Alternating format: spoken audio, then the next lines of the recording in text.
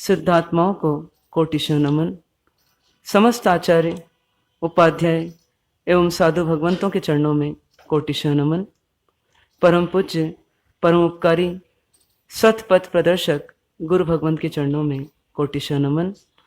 उपस्थित आदरणीय मुनि भगवंत, आदरणीय साध्वी जी महाराज साहब, धर्म प्रेमी बंधुओं, माताओं एवं बहनों, चातुर्मास के इस प्रथम मास की पूर्णाहुति के इस अवसर में आप हम सब एक आध्यात्मिक सप्ताह मनाने का प्रयास कर रहे हैं। इस सप्ताह में हम ये समझने का प्रयास कर रहे हैं कि संसार का परम सत्य क्या है। जिस सत्य को पूरा संसार झुठलाता है, उस सत्य की स्थापना परमात्मा करते हैं। और इसीलिए परमात्मा के ज्ञान को नमन हो कि जिन्होंने उस कुएं में जो पूरा भांग ही भांग मिली हुई है, उसमें भी सत्य को सामने ला करके पेश कर दिया। और उसी सत्य के अंतर्गत हमें एक सत्य से परिचित कराया कि मैं कौन हूं।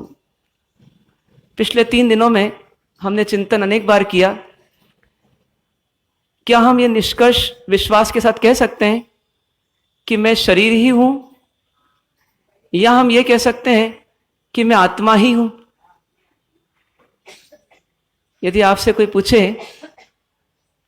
कि आप कौन हैं, क्या कहेंगे आप? मैं आत्मा ही हूं। पहले यह सत्य बुद्धि स्तर पर जचता है, लेकिन बार बार चिंतन का स्पर्श होने पर यह सत्य हृदय तक उतर जाता है और इस सत्य की अनुभूति होती है कि मैं आत्मा ही हूं। इस सत्य को पुनः अपन ध्यान के माध्यम से अपने भीतर में हृदय स्पर्शी बनाने का एक प्रयास करते हैं। ध्यान की मुद्रा में बैठेंगे, महसूस करेंगे कि मैं एक जिज्ञासु हूं जो स्वयं स्वयं से पूछ रहा हूं मैं कौन हूं। उत्तर की खोज करना है। कुछ समय के लिए बाहर से अपने चित्त को हटाकर स्वलक्षी होकर के महसूस करने का प्रयास करें। मैं कौन हूं? तो मैं चर्म नहीं हूं, चमड़ी नहीं हूं।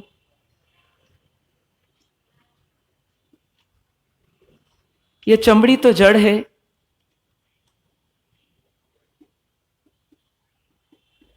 यह मुझसे भिन्न है।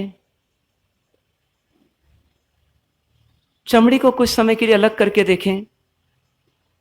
चमड़ी बिल्कुल अलग हो गई, ऊपर से लेकर नीचे तक।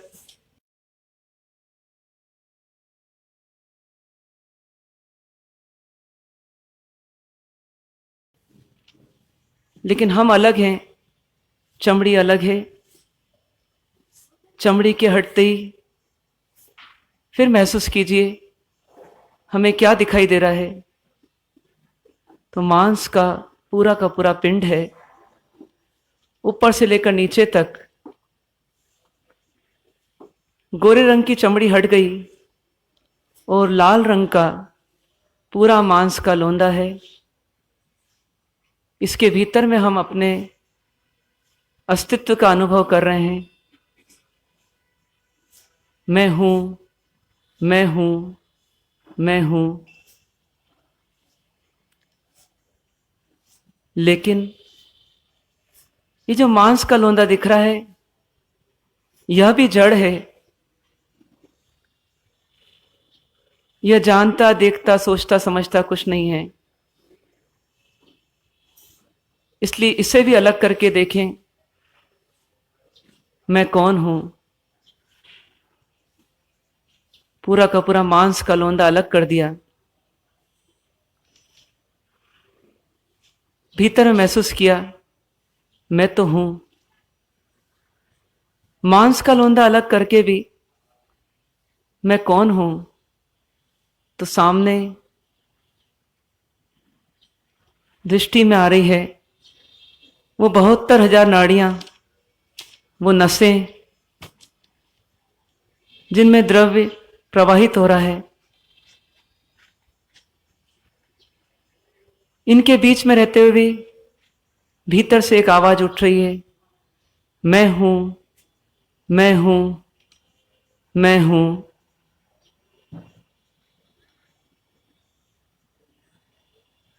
सोचने पर विचार आया, ये नसें भी मैं नहीं हूं, क्योंकि नसें भी जड़ है, साक्षात जड़ है। ये तो पाइपलाइन के समान है, लंबी लंबी हैं, पतली पतली हैं, अनेकों हैं, पर इनमें जान नहीं है, इनमें चेतना नहीं है, ये मुझसे भिन्न है। इन्हें भी अलग करके देखें, अपने आप को पूर्ण एकाग्र करें, महसूस करें कि नसों के अलावा मैं क्या हो सकता हूं। नसों को हटाकर देखा, सामने नसों का जाल दिख रहा है, लेकिन महसूस हो रहा है कि ये सब मुझसे भिन्न है।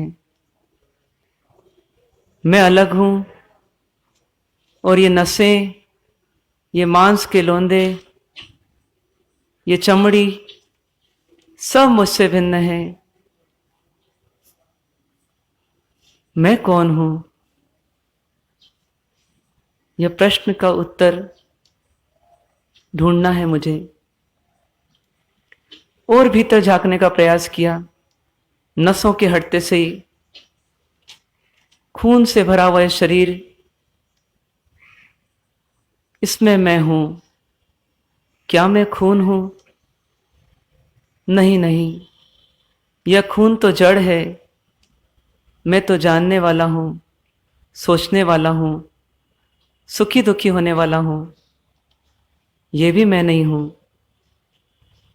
तो चलिए खून को अलग करके देखें, मैं कौन हूं।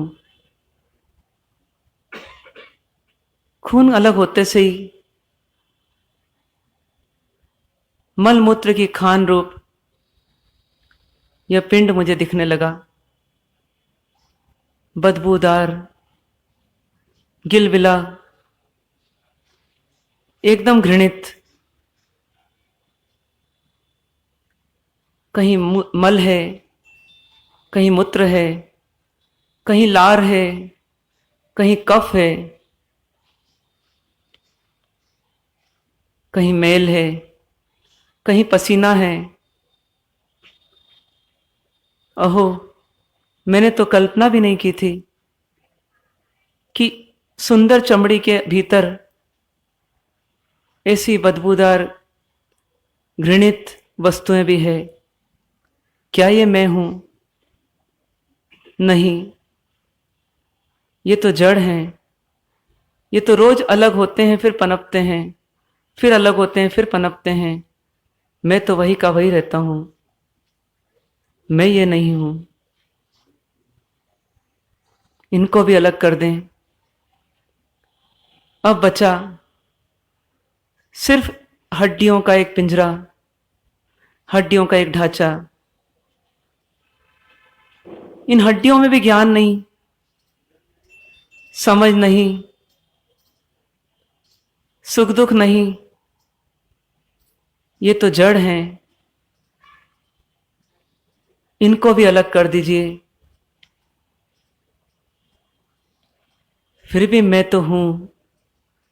मैं जानने वाला, देखने वाला, सोचने वाला, विचारने वाला, सुखी दुखी होने वाला, उत्साह भरने वाला,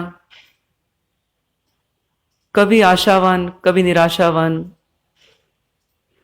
कभी क्रोधी, कभी क्षमावान, कभी लोभी, कभी संतोषी, कभी सरल, कभी मायावी।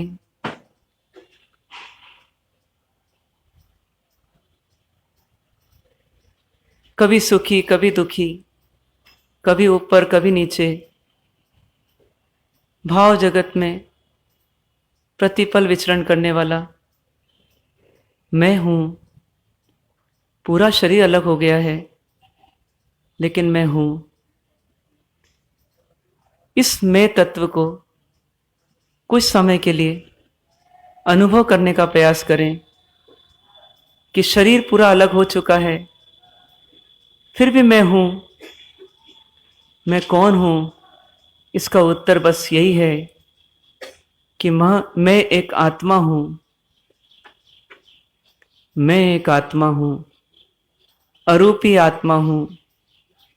ज्ञान दर्शन चारित्र सुख वीर्य से पूर्ण आत्मा हूँ। कुछ समय के लिए महसूस करने का प्रयास करें। शरीर आपके सामने है, शरीर का एक एक अवयव आपके सामने है, लेकिन महसूस करें, मैं एक अरूपी आकाश के समान नहीं दिखने वाली, जिसको कोई फर्क नहीं पड़ता, कोई उसमें प्रवेश करे, कोई जाए, कोई आर पार हो जाए, ऐसा एक तत्व इस शरीर आकार में मैं आत्मद्रव्य हूं, मैं चैतन्य द्रव्य हूं, महसूस करें।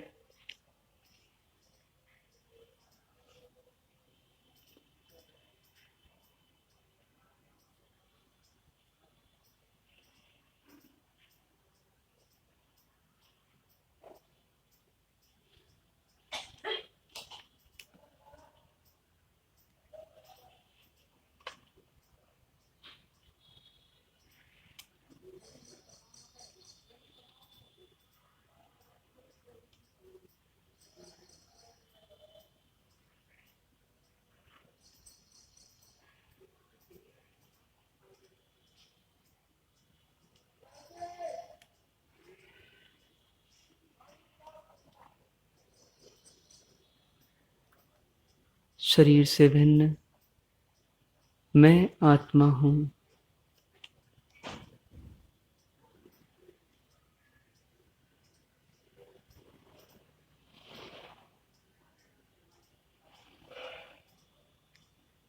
शरीर से भिन्न मैं आत्मा हूं।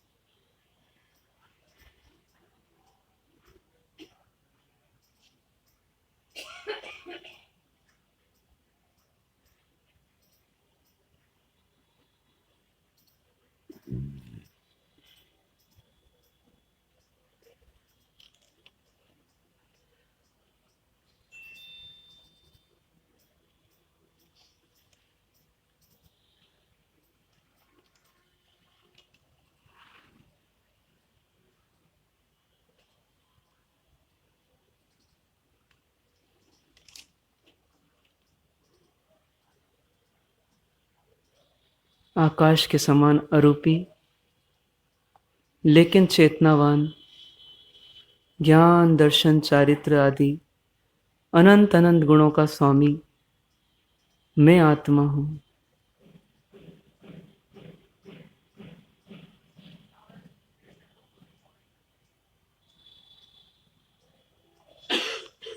न शस्त्र मुझे काट सकते हैं, न अग्नि मुझे जला सकती है,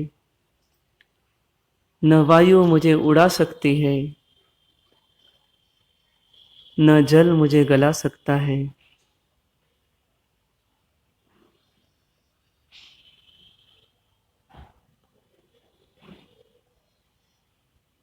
ऐसी मैं आत्मा हूं।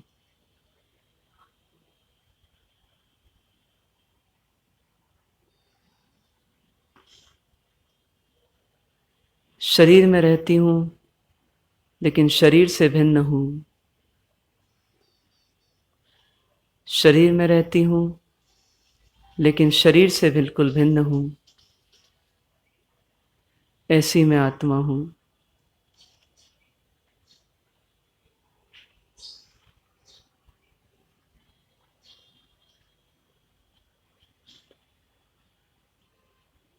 यही मेरा अस्तित्व है, यही मेरी पहचान है, यही मेरा साम्राज्य है, यही मेरी मिल्कियत है, मेरा सब कुछ यही है।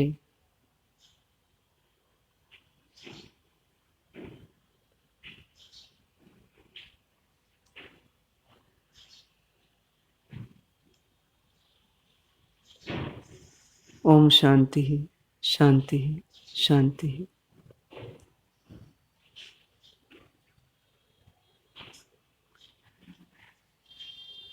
विषय चल रहा है मैं आत्मा हूं।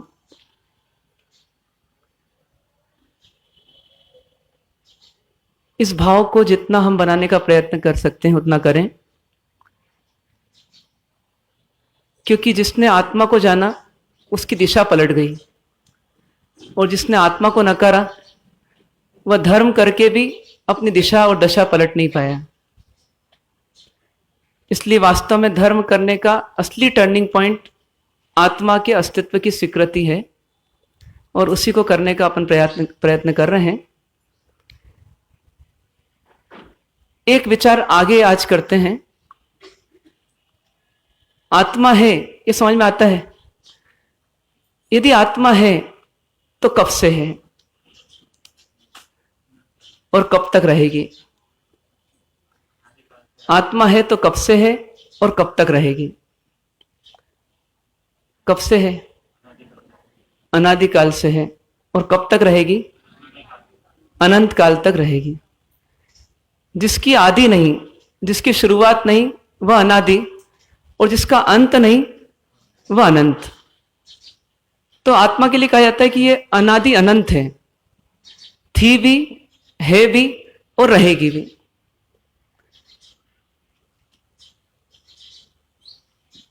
पर ये भाव भीतर में बैठे स्थिर हो कि मैं था, मैं हूं, मैं रहूंगा। दो अलग बातें हैं। एक आत्मा थी, है और रहेगी। यह बात हम सुन सुन करके रट लेते हैं और हम आत्मा के बारे में कहते हैं। लेकिन चूंकि अब आत्मा ही मैं हूं, तो इसका मतलब यह स्टेटमेंट क्या बन गया कि मैं था, मैं हूं और मैं रहूंगा। और मैं था यदि तो मेरा जन्म नहीं हुआ, और मैं रहूंगा इसका मतलब मेरी मृत्यु नहीं हो सकती। तो मेरा जन्म नहीं हुआ और मेरी मृत्यु नहीं हो सकती। क्या यह सत्य है? क्या यह सत्य है? क्या आत्मा के लिए तो कई बार हम बोलते हैं क्योंकि सुनते हैं, पर अब मैं के लिए महसूस कर सकते हैं क्या कि मैं था, हूं और रहूंगा। मैं न जन्मा हूं न मरूंगा। अभी कोई बोले कि कोरोना की थर्ड लहर आ गई, तो हमारे भीतर से आवाज उठेगी मैं तो मर ही नहीं सकता। होगा ऐसा? हाँ, शरीर मरेगा, मैं नहीं मर सकता। तो कोरोना किसको होगा? शरीर को होगा। और भय किसको आएगा? तो भय जिसको आएगा वो भय क्यों पैदा कर रहा है?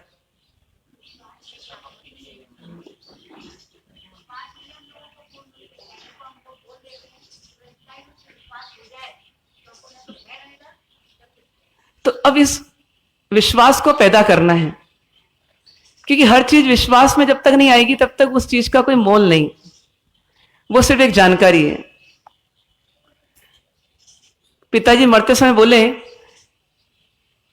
कि बच्चों तुमको मैंने बताया नहीं जिससे तुम श्रमशील रहो, लेकिन फिक्र मत करना, अपना 100 एकड़ का बहुत बड़ा खेत है, 100 एकड़ का, और अभी तो बिल्कुल हाईवे पर है, और उसकी लागत 10 अरब रुपए है। तो जैसे ही सुनेंगे तो वैसे ही भीतर में रोमांच आएगा या नहीं आएगा? खुशी होगी या नहीं होगी? आनंद आएगा या नहीं आएगा? एक आनंद की लहर नहीं बल्कि तूफान आएगा कि नहीं आएगा? एक तूफान आएगा। ये क्यों आया? क्योंकि उसकी आपने भाव भासना कर ली। भाव भासना किसे कहते हैं? कि जानकारी को जब फील कर लेते हैं तो भाव भासना बन जाती है। जानकारी की जब अनुभूति कर लेते हैं तो वो भाव भासना बन जाती है। मतलब भावों में वो प्रकाशित हो गई वो चीज। भावों में वह चीज प्रकाशित हो गई, अब वो अस्पष्ट नहीं है, बिल्कुल स्पष्ट हो गई, उसका नाम है भावाभासना। तो जो भी तत्व की बातें हैं, ये तत्व की बातें जब भावभासना बन जाती है तब सफल होती है, क्योंकि भावभासना होते से ही विश्वास हो जाता है, और जब विश्वास हो जाता है तो फिर अडिगता आ जाती है, दृढ़ता आ जाती है, और दृढ़ता आ जाती है तो वो भाव जो है वो जीने में काम आ जाता है। इसीलिए तत्व को सुनना नहीं है, बल्कि तत्व का अनुभव करना है, तत्व की भावभासना करना है। तो पहला तत्व यह है कि मैं आत्मा हूं, लेकिन उसके जुड़ा हुआ तत्व क्या है? मैं आत्मा अजर अमर अविनाशी हूं, मेरा अस्तित्व शाश्वत है, मैं नित्य हूं। पंचसूत्र में जैसे कल बताया था कि पहले ही पद आया अनादि भवे, अनादि जीवे, अनई जीवे। अनई जीवे यानी क्या? कि जीव है, यह एक सत्य बताया, लेकिन उसके साथ एक और चीज जोड़ी कि जीव कब से है? अनादि से है। और यह निश्चित है कि यदि हमने अनादि और अनंत में से किसी एक को सिद्ध कर लिया भावों में, तो दूसरी चीज स्वयं सिद्ध है। यदि कोई चीज अनादि है तो वो अनंत भी है। कोई वस्तु यदि अनादि है तो अनंत भी है, यदि कोई वस्तु अनंत है तो वो अनादि है। जो जन्मता है वो मरता है, जो जन्मता नहीं वो मरता भी नहीं। तो क्या ये बात सत्य होगी परमात्मा की? तो पहली बात तो परमात्मा झूठ कहते नहीं, परमात्मा सत्य ही कहते हैं। परमात्मा हमको क्यों भ्रमित करेंगे? जिसके भीतर में करुणा का समुद्र उमड़े वो कभी झूठ बोल सकते हैं, कभी दुखी कर सकते हैं। तो पहला विश्वास तो हमको यह आना चाहिए कि हमारे परमात्मा हमको कभी झूठ नहीं बोलेंगे और कभी दुखी नहीं करेंगे। यह विश्वास ही हमें एक कदम आगे बढ़ा देगा। उसके साथ यदि हम सोचें, चिंतन करें कि परमात्मा ने जो कहा तो किस प्रकार से वो सत्य है। अपन क्या फील करते हैं कि अपन मरेंगे या नहीं मरेंगे, या अपन जन्मे या नहीं जन्मे? फीलिंग क्या बोलती है हमारी? बुद्धि क्या बोलती है उसको छोड़ करके फीलिंग क्या बोलती है उसको सोचें। आत्मा है यह बात समझ में आने लगती है, लेकिन आत्मा कैसी है?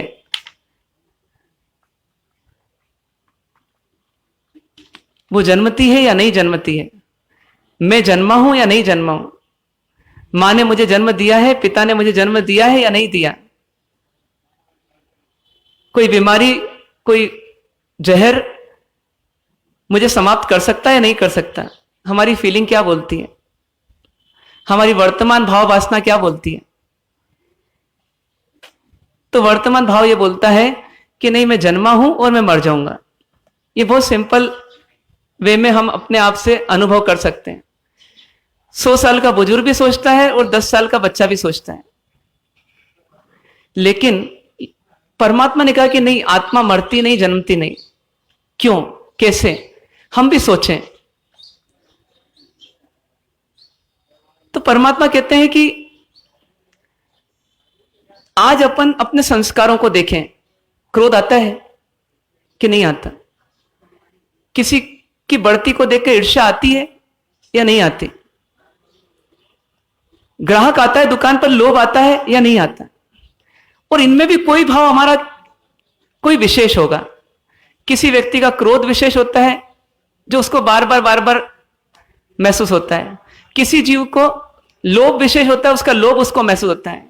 किसी का ईगो उस पर हावी होता है, किसी की ईर्ष्या उस पर हावी होती है। किसी में निराशा का संस्कार रहते हैं, निराश होने के संस्कार रहते हैं, वो निराश होते जाता है। उसको आशावान बनाने में बहुत मेहनत लगती है और निराश होने में उसको क्षण लगता है।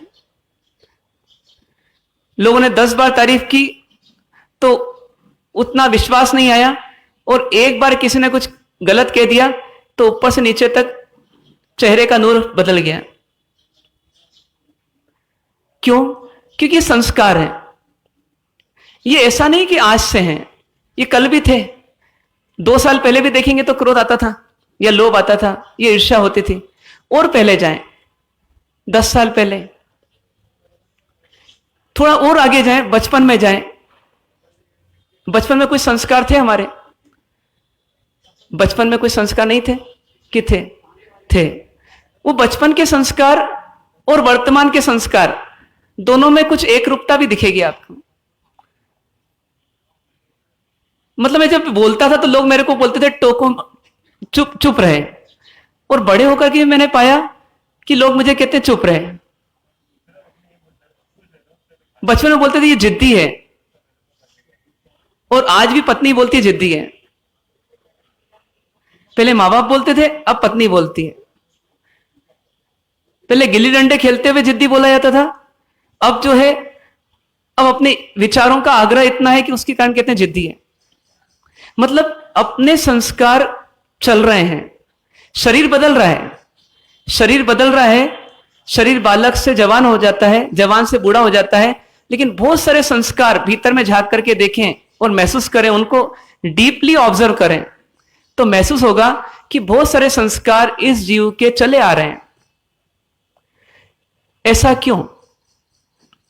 शरीर बदल गया तो संस्कार क्यों नहीं बदले? आप जवाब दे सकते हैं। शरीर बदल गया तो संस्कार क्यों नहीं बदले? भावों के संस्कार क्यों नहीं बदले? कोई बता सकते हैं? विवेक भैया।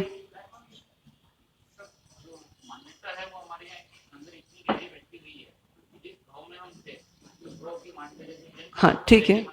हाँ, और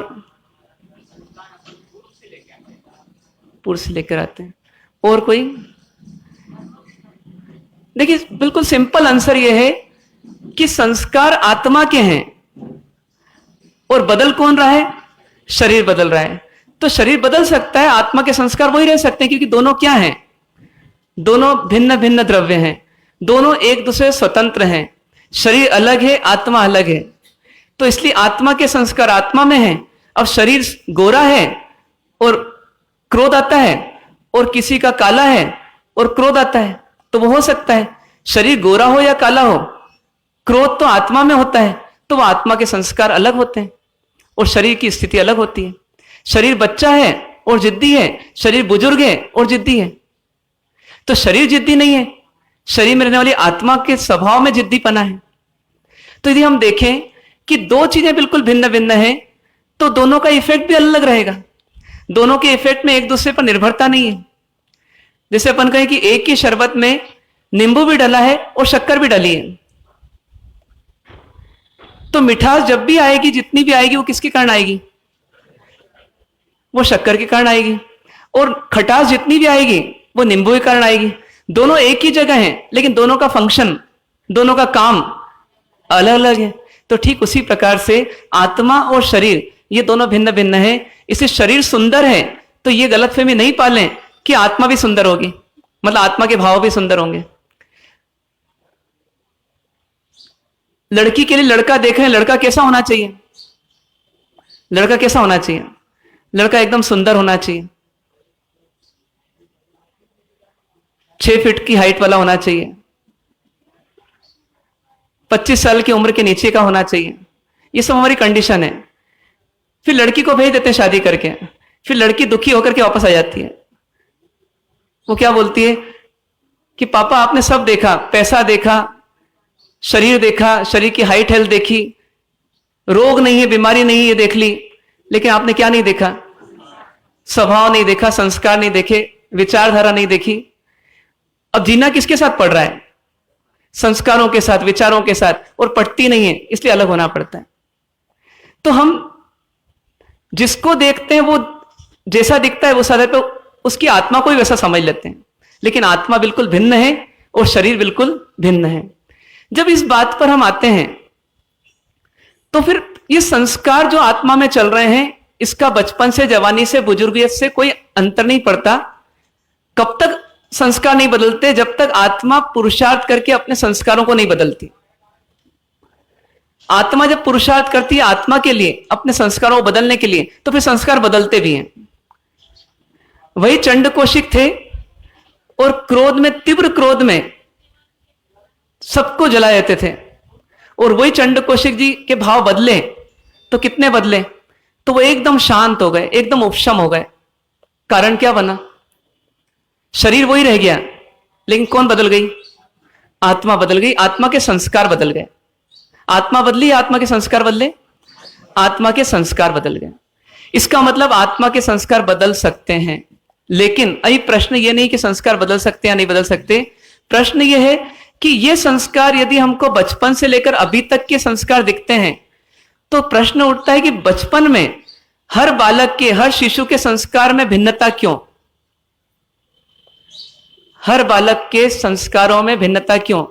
एक बालक शांत, एक बालक बिल्कुल अशांत, अपन बोलते हैं मस्तीखोर है, एक बिल्कुल शांत रहता है, गंभीर रहता है, ऐसा क्यों? तो यहां ये सुनी हुई बात नहीं रखना, हम ये सोचें कि ऐसा क्यों, तो इसका मतलब आत्मा का जन्म यदि यहां हुआ होता तो सब एक जैसी स्थिति में होते हैं। जैसे सोने के बिस्किट जब फैक्ट्री में बनते हैं तो एक जैसे होते हैं, फिर सोने की ज्वेलरी सबकी अलग बन जाती है। तो ऐसे ही हम सब भी एक जैसे स्वभाव वाले पैदा होना चाहिए और बाद में परिस्थिति अनुसार हमारे संस्कारों में परिवर्तन दिखना चाहिए। लेकिन ऐसा नहीं होता, जन्म के साथ ही संस्कारों में विभिन्नता रहती है। जन्म के साथ ही एक बच्चे को यदि मां कुछ नहीं देती है तो वो मां के पैर पर सिर्फ हाथ ही मसलता है, और दूसरे बच्चे को यदि मां नहीं देती है तो वो चिमटी फोड़ता है। ऐसा क्यों? क्योंकि एक के क्रोध के संस्कार हैं, एक के शांति के संस्कार हैं। एक बच्चे में सहनशीलता की कैपेसिटी ज्यादा होती है तो दर्द होता है उसको, लेकिन वो दर्द को सह लेता है कुछ समय तक। और एक बच्चा जो है एकदम रोता है, चिल्लाता है, बिलखता है। ये सब संस्कारों में विभिन्नता हमारे को बचपन में भी दिखती है यदि देखना चाहे तो। और जब देखते हैं तो फिर महसूस होता है कि ये क्यों, प्रश्न उठता है। तो आत्मा यदि यहीं जन्मी होती तो सब एक जैसी होती, लेकिन ऐसा नहीं है। आत्मा तो पहले से आ रही है, पहले से आ रही है। एक व्यक्ति यहां से उड़ा, अमेरिका पहुंच गया, अमेरिका में उसका प्रवेश आज हुआ, लेकिन वो व्यक्ति नया नहीं जन्मा है, सिर्फ प्रवेश हुआ है उसका, वो तो यहां से वहां शिफ्ट हुआ है। तो उसी प्रकार से ये आत्मा भी कहीं और से आती है, कुछ समय यहां रहती है, लेकिन शरीर कुछ समय के बाद धोखा दे देता है, अपना जवाब दे देता है और शरीर छूट जाता है, आत्मा फिर चली जाती है। जैसे कपड़े बदलते रहते हैं अपन, उसी प्रकार से आत्मा क्या करती रहती है। मतलब कौन आत्मा है? मैं स्वयं आत्मा हूं, तो मैं ही कपड़े बदलती रहती हूं, मतलब शरीर बदलती रहती हूं। तो देखा जाए तो अपन शरीर बदलते हैं, कपड़े बदलते हैं, घर बदलते हैं, फर्नीचर्स बदलते हैं, अपन बाहर के जगत की जैसी सब चीजें बदलते हैं, ऐसे ये शरीर को ही बदलते रहते हैं। लेकिन इन सबको बदलते हुए भी हम कौन रहते हैं? हम वही की वही आत्मा रहते हैं, वैसी की वैसी आत्मा। बस अंतर कितना रहता है कि ये संस्कारों में, ये भावों में उतार चढ़ाव चलता रहता है, कभी पॉजिटिव और कभी नेगेटिव, कभी किसी के लिए पॉजिटिव और कभी किसी के लिए नेगेटिव, फिर पलट करके कभी किसी और के लिए पॉजिटिव और किसी और के लिए नेगेटिव। एक ही मित्र दुश्मन बन जाता है और दूसरा दुश्मन जो है वो मित्र बन जाता है। एक कथानक आता है कि एक भाभी थी और उनके एक देवर थे। ये भाभी और देवर जॉइंट फैमिली थी, संयुक्त परिवार था, उसमें जीते थे।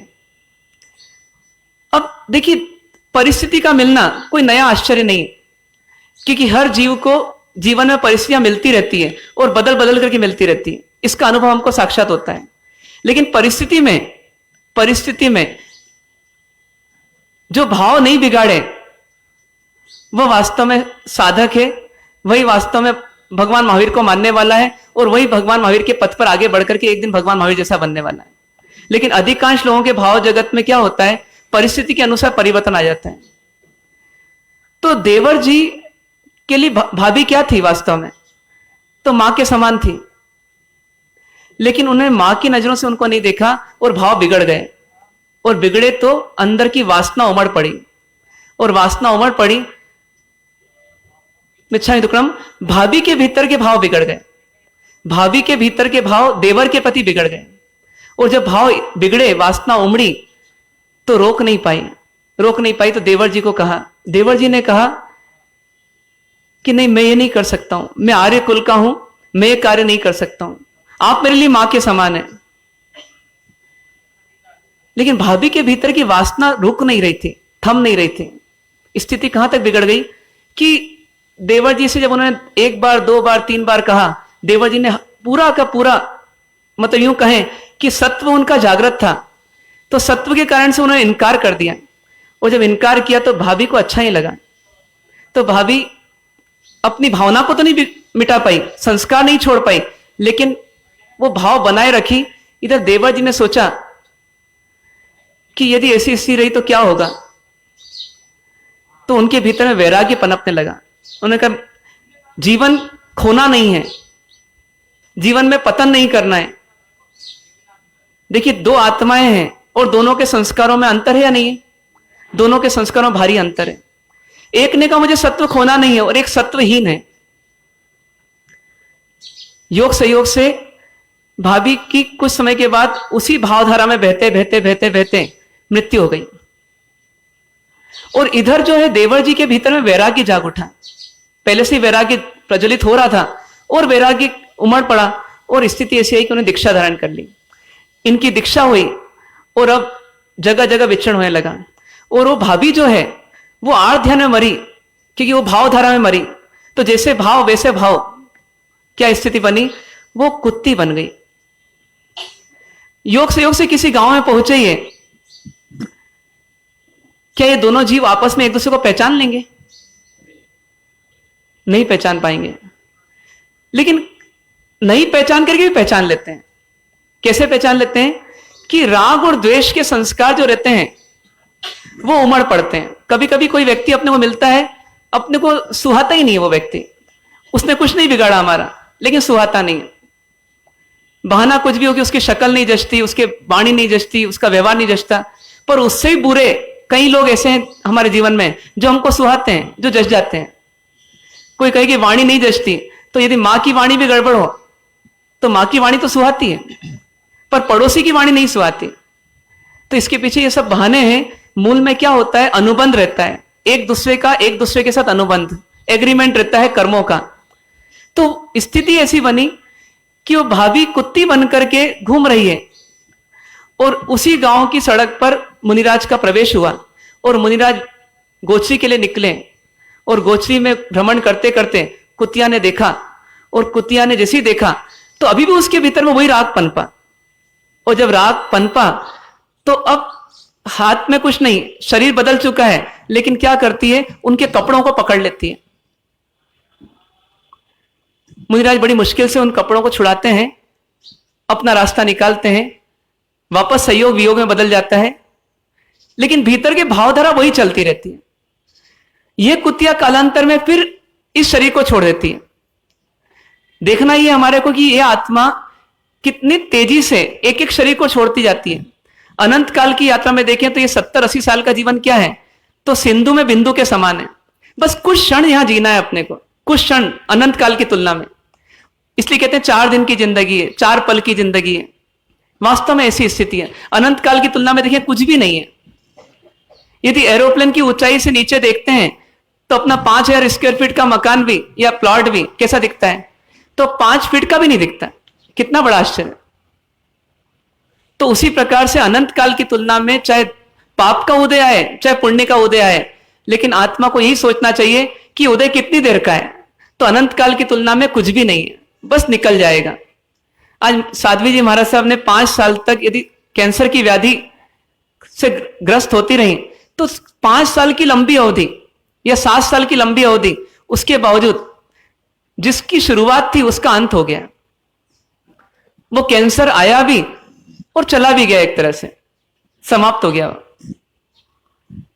अब देखा जाए तो 5 साल बहुत लंबा पीरियड, लेकिन अनंत काल की तुलना में, यहां तक कि देवगति आदि के भावों की तुलना में यह जीवन कितना बड़ा, बहुत थोड़ा सा। तो इसे दुख के दिन भी आए तो क्या सोचना, ये टेम्परेरी है, बहुत कम देर के लिए, ये निकल जाएंगे अपने आप। मैं इसमें दुखी होकर के कर्म नहीं बांधूं। परिस्थिति दुखदायी है, लेकिन मैं दुख लूं तब मैं दुखी होऊंगा। वो देगी दुख और मैं दुख नहीं लूंगा तो मैं दुखी नहीं होऊंगा। तो इन भावों में जो जीता है वो तो कर्मों को काटता है, और जो इन भावों में नहीं जी पाता है वो कर्मों के अनुसार चलता है। कर्म जैसा नचाते हैं वैसा नाचता है। तो वो कुतिया भी अपने भाव को रोक नहीं पाई। देवर का शरीर साधु का शरीर बन गया, लेकिन भाव वही आ गया। कुछ समय और बीता, ये कुतिया मर करके बंदरी बन गई। अब किसी एक पेड़ पर ऊंची डाल पर बैठी थी और इतने मुनिराज का फिर जाना हुआ और फिर भाव बिगड़े, और भाव बिगड़े तो फिर नीचे आई और फिर उनको पकड़ लिया उसने। ऐसी स्थिति में बंदरी के भाव में भी वो मुनिराज का सत्व जागृत था, इसलिए फिर किसी प्रकार का न द्वेष किया न राग किया, और ऐसी स्थिति चलती रही और अंत में जाकर के वो व्यंतरणी बन गई। व्यंतरणी होने से अवधि ज्ञान हुआ, अवधि ज्ञान से पूर्व भाव देखे और पूर्व भाव में देखा कि मैंने इससे राग किया और इसने मेरे राग का उत्तर सही नहीं दिया। रागी जीव क्या चाहता है कि मैं राग करूं तो सामने वाला भी राग करे, और सामने वाला राग नहीं करता है तो हमारा राग किस में बदल जाता है? द्वेष में बदल जाता है। महाराज साहब कल मेरे यहां गोचरी में आना, जरूर आना है, क्योंकि मेरा तेले का पाड़ना है। कितना अच्छा भाव है, भावना तक ये भाव अच्छा है, लेकिन ये जिद में बदल जाए तो इसका मतलब तीव्र राग हो गया, और तीव्र राग में ईगो ही मिल गया, और जब ईगो और तीव्र राग मिल गया तो उसमें अब सात्विकता कम हो गई, और ईगो की मिलावट होने से अशुद्धि आ गई उस राग में। जब ईगो की मिलावट से वो अशुद्धि हो गई राग में, अब महाराज साहब नहीं आए, तो एक बार तो मन पलट करके क्या करता है? राग के बदले द्वेष कर लेता है। ये भाव जब महाराज साहब के प्रति आ सकता है तो हमारे आम जीवन में परिवार के सदस्यों के प्रति, पड़ोसी के प्रति, ग्राहक के प्रति कैसे नहीं आएगा? ये संस्कार है हमारे। तो ये संस्कार कहते हैं कि जब तक स्वार्थ की पूर्ति हो तब तक राग करो, और स्वार्थ की पूर्ति नहीं हो तो द्वेष करो। पर राग से निकलते हैं तो द्वेष में जाते हैं, और द्वेष से निकलते हैं राग में आते हैं। ये संस्कार किसके हैं? शरीर के कि आत्मा के? आत्मा के हैं। और अपन कौन है? आत्मा है। इसका मतलब ये राग द्वेष किसके हैं? आत्मा के हैं कि अपने हैं? कि अपने हैं। आत्मा के हैं कि अपने हैं? अपन ही आत्मा है, अपन ही आत्मा है। तो राग द्वेष किसके हैं? अपने ही हैं। और राग द्वेष जो अपने हैं तो इसका कंट्रोलर कौन? इसको नियंत्रित करने की ताकत किसमें? अपने में। तो अपन नियंत्रित क्यों नहीं करते? क्योंकि हम विश्वास नहीं करते मैं आत्मा हूं, और राग द्वेष पर कंट्रोल करना मेरा कर्तव्य भी है, मेरा अधिकार भी है। अभी अपन दुनिया को कंट्रोल करने में अपना अधिकार मानते हैं या कर्तव्य मानते हैं, पर ज्ञानी अपने राग द्वेष को कंट्रोल करने को ही अपना अधिकार मानते हैं और उसको अपना कर्तव्य मानते हैं। बस जिसने राग द्वेष को नियंत्रित किया उसका जीवन स्वतंत्र हो गया, और जो राग द्वेष के नियंत्रण में रहा उसने कर्मों को बांध करके अपने जीवन को परतंत्र बना दिया। वो बंदरी जो थी, वो कुतिया जो थी, वो भाभी जो थी, वो कैसी थी? स्वतंत्र की परतंत्र। वो परतंत्र थी। किसने परतंत्र बनाया उसे? देवर ने परतंत्र नहीं बनाया, देवर के रूप ने नहीं बनाया, वो भीतर के राग ने बना दिया। और राग का आधार कौन बना? तो भ्रम बना। भ्रम क्या था? कि मैं जितना भोग करूंगी उतना मैं सुखी होंगे। अरे आत्मा होकर के पर का भोग करें और सुखी हो जाए, संभव नहीं है। शरीर से शरीर का मिलन हो सकता है, आत्मा तो अस्पर्शी है, आत्मा का तो स्पर्श ही नहीं होता है।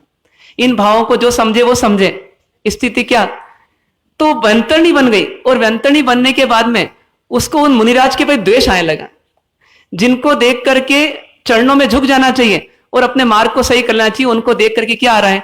द्वेष आ रहा है। और उस द्वेष में जलती हुई उस व्यंतरणी ने क्या करा?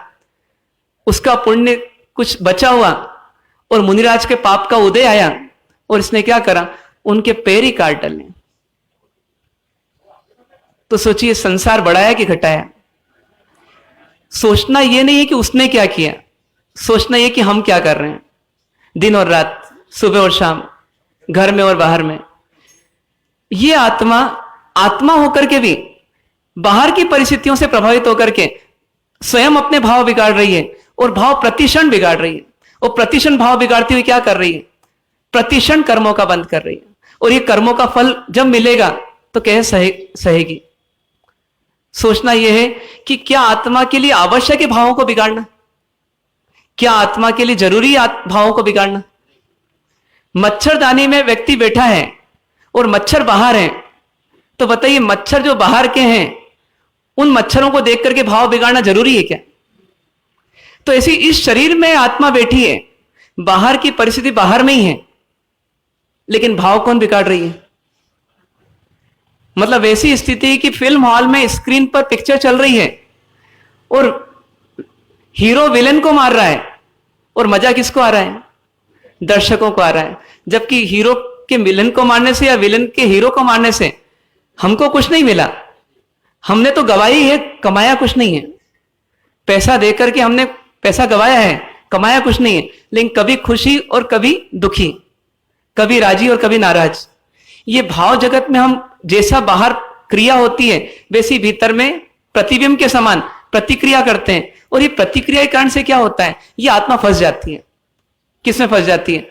फिर एक नए शरीर की गुलामी, फिर एक नया संसार, फिर उस संसार के कर्तव्य, उसमें फिर वापस जन्म मरण का संघर्ष, और ऐसे करते करते एक भाव में अनेक भाव की तैयारी करती रहती है और कर्मंद करती रहती है। तो करना क्या नहीं करना, किस किस को नहीं करना, किस किस को नहीं करना?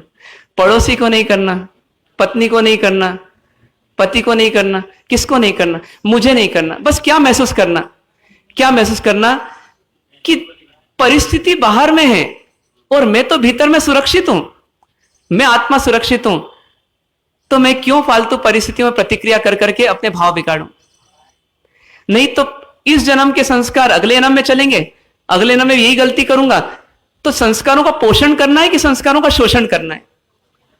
शोषण कैसे होगा?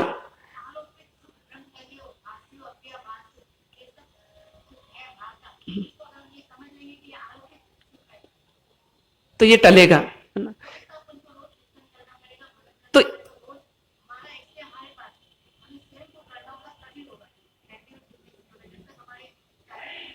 इसको क्या है, इसी चीज को ये एक बार में नहीं होगा। क्या करना, इसकी बार बार अनुपेक्षा करना। मैं आत्मा हूं, मेरे संस्कार हैं, ये संस्कार इस जन्म से तो है ही और पिछले जन्म से भी चले आ रहे हैं, और इन संस्कारों में मैं बहता हुआ कर्मों का बंधन कर रहा हूं, और उन कर्मों के कारण से मैं संसार बढ़ा रहा हूं। लेकिन इन संस्कारों को तोड़ने की ताकत किसी में है तो किसी और में नहीं है, मुझ में ही है। मैं ही अपने भाव जगत को संभाल सकता हूं, सुधार सकता हूं, सजा सकता हूं, संवार सकता हूं और निर्मल बना सकता हूं। ऑप्शन दोनों है इस मनुष्य गति में कि क्रोध भी कर सकते हैं, क्षमा में भी रह सकते हैं, लोभ भी कर सकते हैं, संतोष में भी रह सकते हैं। छोटी छोटी बातों को लेकर के यदि हम अपने भाव जगत को नहीं बिगड़ने देंगे तो हमारा आत्मविश्वास बढ़ेगा, और जब आत्मविश्वास बढ़ेगा तो हम पतन की बजाय उत्थान की राह पर आगे बढ़ेंगे। एक एक भाव को सुधारने से हमारा आत्मविश्वास जब बढ़ेगा तो दूसरी परिस्थिति में भी हम अपने भावों को सुधारने का प्रयत्न कर पाएंगे। पत्नी ने कुछ कहा और हमने पलट करके जवाब नहीं दिया, तो थोड़े समय बाद एक अलग कर्म का उदय दुकान पर आ गया और नौकर ने अटपटा से जवाब दे दिया, लापरवाही से जवाब दे दिया, हो गई देर हो गई। तो ये ईगो का पुतला यदि संस्कार को तोड़ करके आया है पत्नी के वहां पर, तो इसको फिर एक आत्मविश्वास मिलेगा, देखो मैंने पत्नी के सामने जवाब नहीं दिया तो मेरी शांति बनी रही, अब मैं यहां पर भी अपने भाव नहीं बिगड़ने दूंगा तो मेरी शांति बरकरार रहेगी। तो ऐसे अच्छे संस्कारों से अच्छे संस्कारों का पोषण होता है और बुरे संस्कारों से बुरे संस्कारों का पोषण होता है। तो प्रयास हमें क्या करना है कि हमें किसी और की जवाबदारी लेना या नहीं लेना, लेकिन अपने भावों की जवाबदारी हमको अवश्य लेना। ये भाव का अधिकार मेरा है और इनको सुधारने का कर्तव्य भी मेरा है। तो ऐसा प्रयास आप हम सब करें कि अपने भाव जगत को निर्मल बनाने का प्रयास करें।